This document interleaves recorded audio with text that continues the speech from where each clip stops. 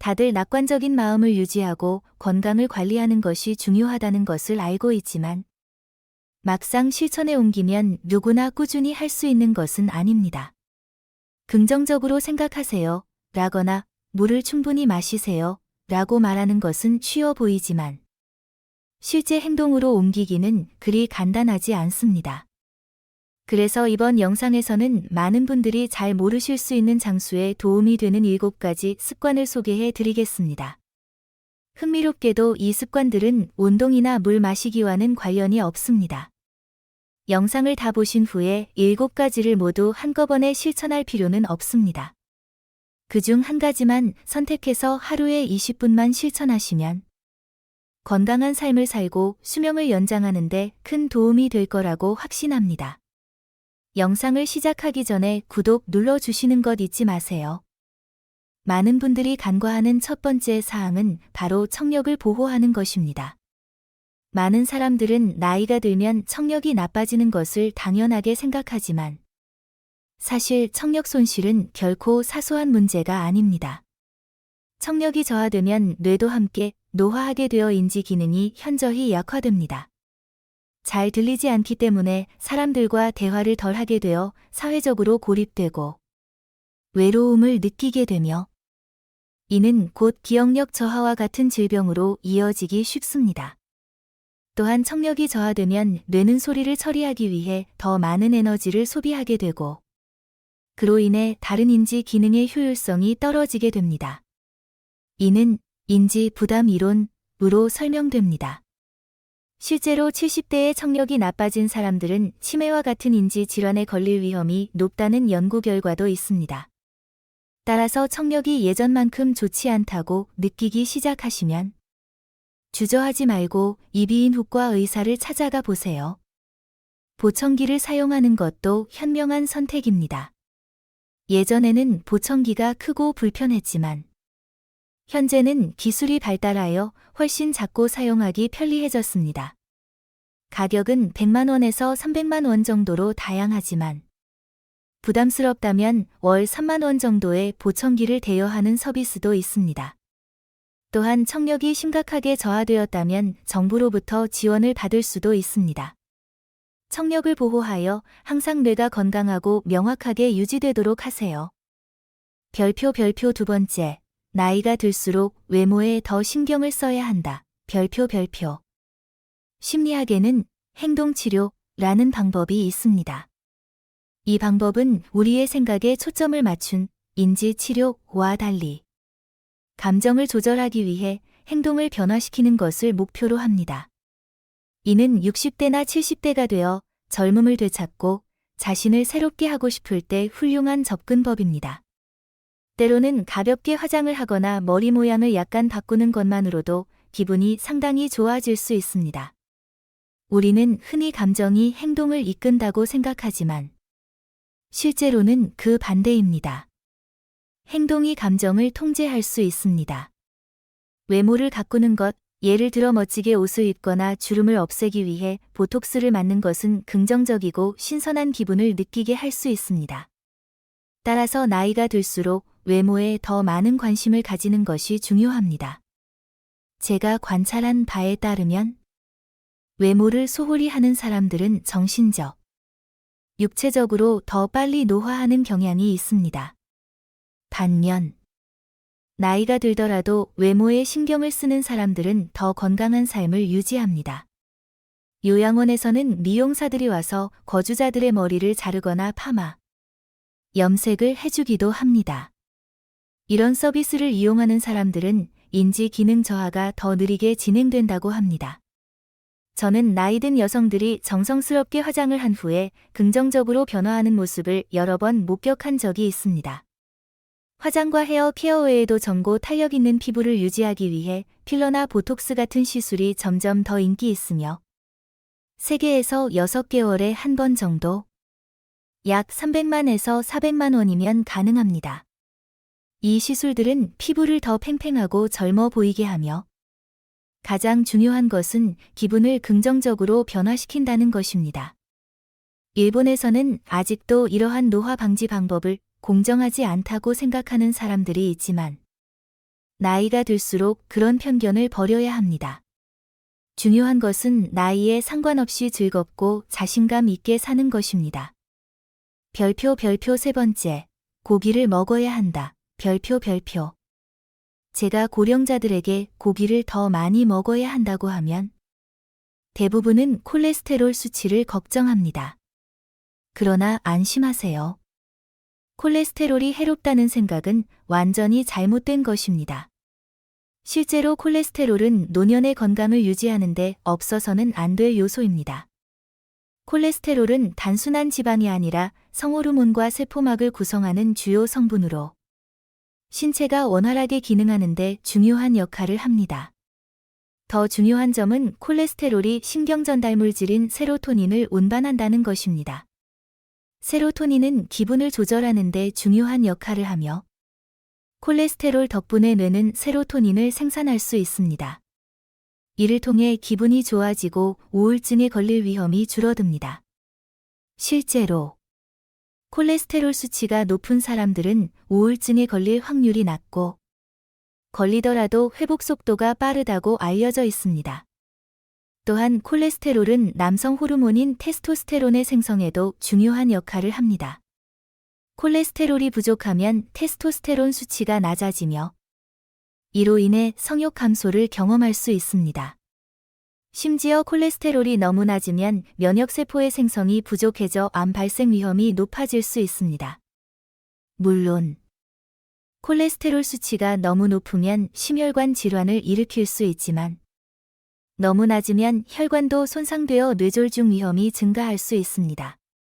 일본인들의 장수 비결 중 하나는 고기 섭취를 늘려 콜레스테롤 수치를 높인 것입니다.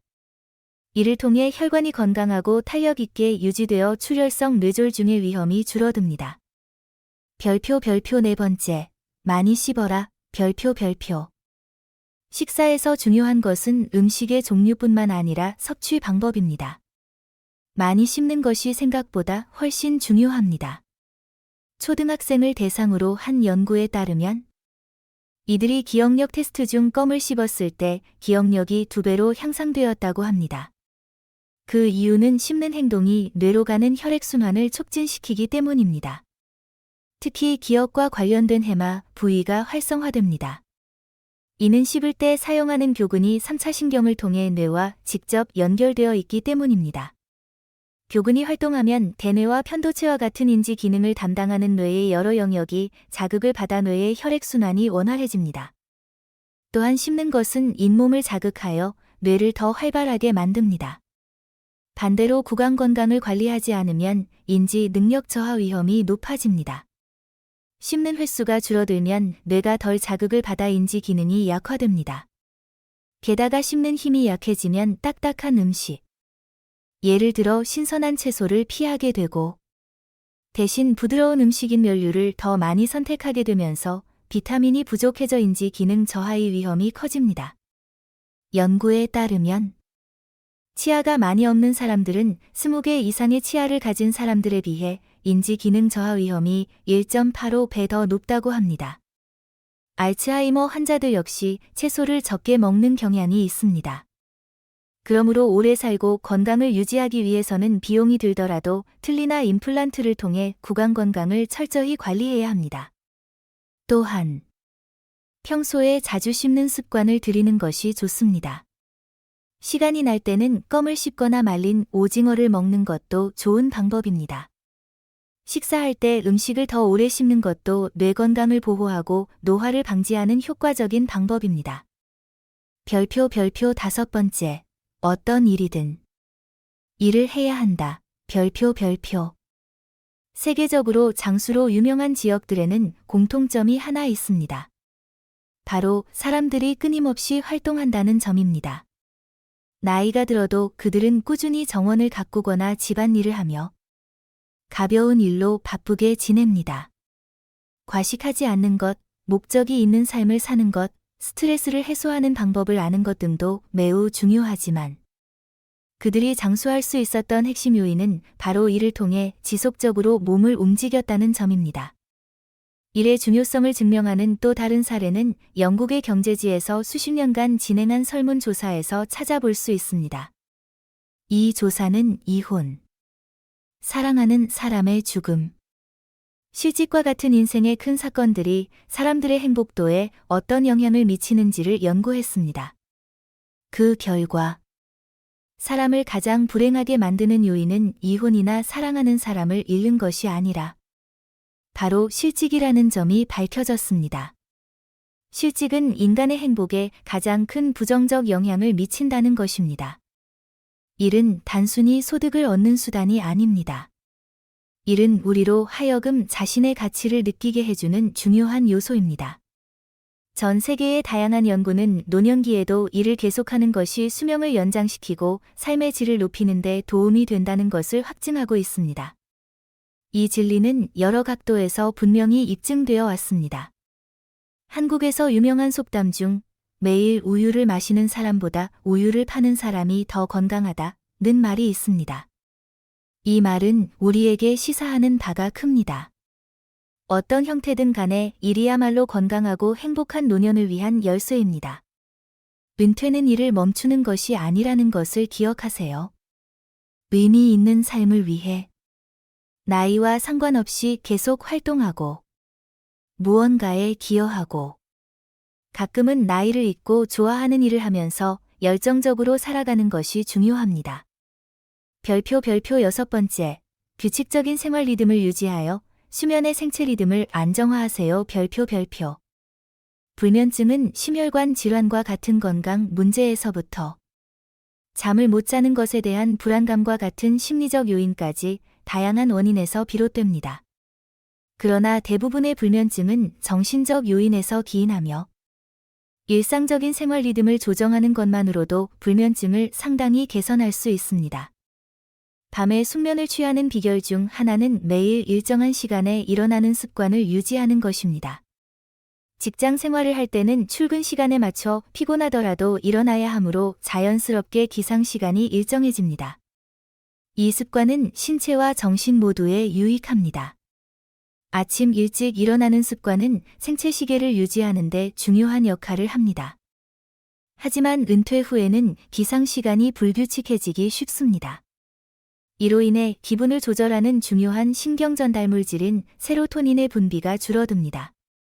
세로토닌이 감소하면 수면을 조절하는 호르몬인 멜라토닌도 함께 줄어들어 수면 장애가 발생할 수 있습니다. 이를 개선하기 위해서는 매일 같은 시간에 일어나는 습관을 유지하는 것이 중요합니다. 전날 밤에 잠을 잘 못 잤더라도 같은 시간에 일어나도록 노력하세요. 처음에는 피곤할 수 있지만 장기적으로는 이 습관이 뇌 건강을 지키고 신체의 리듬을 안정화하는 데 도움이 됩니다. 또한 매일 아침 규칙적으로 아침 식사를 하는 것도 생체 리듬을 안정화하고 수면의 질을 개선하는 데 기여합니다. 별표 7번째, 성호르몬 감소에 주의하세요. 별표.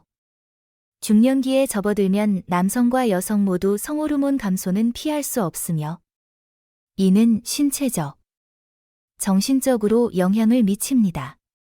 남성의 경우 테스토스테론 수치가 감소하고 여성의 경우 에스트로겐 수치가 감소합니다. 그 결과 남녀 모두 성적 관심이 줄어들고 호르몬 불균형으로 인한 다양한 신체적, 정신적 문제가 나타나기 시작합니다. 흔히 폐경은 여성에게만 해당한다고 생각하지만 남성도 늦은 나이에 성호르몬이 감소하는 별표 LOH, 레이단세트 하이포고네디점, 별표 증후군을 겪으며 이는 폐경과 유사한 증상을 유발합니다. 호르몬 감소는 자율신경계에 여러 가지 장애를 일으킵니다. 피로감, 무기력, 발한, 심장 두근거림, 불쾌감, 신체 통증 등이 나타날 수 있습니다. 뿐만 아니라 이 시기에는 심리적으로도 취약해져 우울증에 걸릴 위험이 높아집니다. 캣콱 기어 루마이 BA 차오오 루페프보 성호어몬 HRT 레트포벤 BA 도옥 바우 힘호 티아로 트론카이 ONHAT 벤 BA NEO NOI 캣 모이 누오이 벤 이가이 BE 택덩푸 콰노 타이 NI인 토이 코엔 PCCA 남 BA 누넌 틱시유시 캔 넥루 페프네이 누벤라 남 조이 BA 게프 파이 캣벤 더린 콘덴 맨킨 덕난 가이 팀덴 캣폼캠 처위엔 BESU시 코이 남 조이 더 도옥 투벤 저 또한 테스토스테론 보충제를 복용하고 있으며 체력뿐만 아니라 정신적인 면에서도 확실한 개선을 경험하고 있습니다. 별표 마지막으로 노년기에 80.000시간을 의미 있게 보내고 싶다면 별표 노년기에는 약 80.000시간이라는 귀중한 시간이 주어지며 이 시간을 의미 있게 보내려면 신체와 정신을 모두 잘 관리하는 것이 중요합니다. 앞서 언급한 습관들과 방법들이 건강하고 긍정적인 삶을 유지하며 이 시간을 최대한으로 누리도록 도와줄 것입니다. 1960년대만 해도 남성의 평균 수명은 65.33세, 여성은 70.2세였습니다. 그 당시 정년퇴직은 보통 55세였으며 퇴직 후 남성에게 남은 시간은 약 10년 정도였습니다. 아마도 손주를 안고 햇볕 아래 앉아 있을 때 인생의 끝이 다가오고 있다고 느꼈을 것입니다. 그러나 오늘날의 삶은 다릅니다. 이제는 퇴직 후에도 20년, 심지어 30년 가까이 더 살 수 있습니다. 그만큼 긴 시간 동안 우리는 더 이상 단순히 이 시기를 노년기라고 부를 수 없습니다. 60세가 되면 인생의 새로운 장이 시작된다고 생각해야 합니다. 그렇다면 퇴직 후 우리는 얼마나 많은 시간을 갖게 될까요? 식사, 수면, 목욕 등 기본적인 일상 활동을 제외하고 나면 하루에 약 10시간의 자유시간이 남습니다. 이는 연간 약 3.650시간에 해당하며 오늘날 많은 사람들이 80세까지 건강하게 사는 것을 감안하면 60세에서 80세 사이에 약 80.000시간의 자유시간이 주어집니다. 이를 비교하자면 20세부터 60세까지 40년간 일하면서 평균적으로 연간 1.92로 시간을 일한다고 가정하면 총 약 79.000시간을 일하게 됩니다. 즉, 퇴직 후에도 젊을 때 일했던 시간과 비슷한 양의 자유시간이 주어진다는 것입니다. 퇴직 후의 삶은 결코 짧지 않습니다. 이 시간을 어떻게 의미 있게 활용할 수 있을까요? 두 가지 중요한 방법이 있습니다. 별표 배움과 별표 익숙하게 들리겠지만 학습과 일은 가장 의미 있는 활동입니다. 실제로 이 두 가지 외에는 쉽게 무료함에 빠지기 쉽습니다. 서구에서는 행복한 은퇴 생활, 조기 은퇴, 여행, 그리고 취미 생활과 연결되는 경우가 많습니다. 그러나 취미나 여행에서 오는 기쁨은 보통 2에서 3년 정도 지속되며 그 이후에는 많은 사람들이 공허함을 느끼기 시작합니다. 60세가 되기 전에는 저도 휴식을 취하고 삶을 만끽할 것이라고 생각했습니다. 하지만 이제는 단순히 여가 활동에만 의존할 수 없다는 것을 깨달았습니다. 저 자신도 금세 지루함을 느낄 것임을 잘 알고 있기 때문에 가능한 한 익숙한 방식으로 계속해서 일을 하기로 결정했습니다. 과학적으로도 75세나 80세까지 계속 일하는 것이 건강과 정신적 명료함을 유지하는 가장 좋은 방법이라는 것이 증명되었습니다. 많은 연구들은 일이 단순히 수명을 연장하는 것뿐만 아니라 삶의 만족도를 높인다는 것을 보여주고 있습니다. 물론 일을 한다는 것이 젊었을 때처럼 하루 8시간씩 일해야 한다는 의미는 아닙니다. 파트타임 일자리, 정원 가꾸기, 봉사활동 또는 가벼운 일을 선택할 수 있습니다. 중요한 것은 계속해서 바쁘게 지내며 목표를 가지고 사회에 기여하는 것입니다. 오늘 저는 여러분께 오래 살고 건강하게 사는 데 도움이 되는 7가지 습관에 대해 말씀드렸습니다. 제가 읽은 책에서는 우리의 수명이 생각보다 많은 요소에 의해 영향을 받는다고 강조했습니다. 유전적 요인, 생활 방식, 환경, 그리고 정신건강이 모두 그 일부입니다. 주목할 만한 점은 우리가 일상적인 선택을 통해 삶의 여러 측면을 변화시킬 수 있다는 것입니다. 이 긍정적인 메시지는 우리가 건강을 관리하고 더 의미 있는 삶을 살 수 있는 능력을 스스로 가지고 있다는 것입니다. 마지막으로, 우리 모두가 행복하고 건강한 삶을 위해 노력할 수 있다는 점을 강조하고 싶습니다. 오늘 제가 나눈 정보가 여러분께 도움이 되길 바랍니다. 끝으로 5초만 투자하셔서 제 채널에 좋아요와 구독을 눌러주시면 감사하겠습니다. 함께 해주셔서 감사합니다.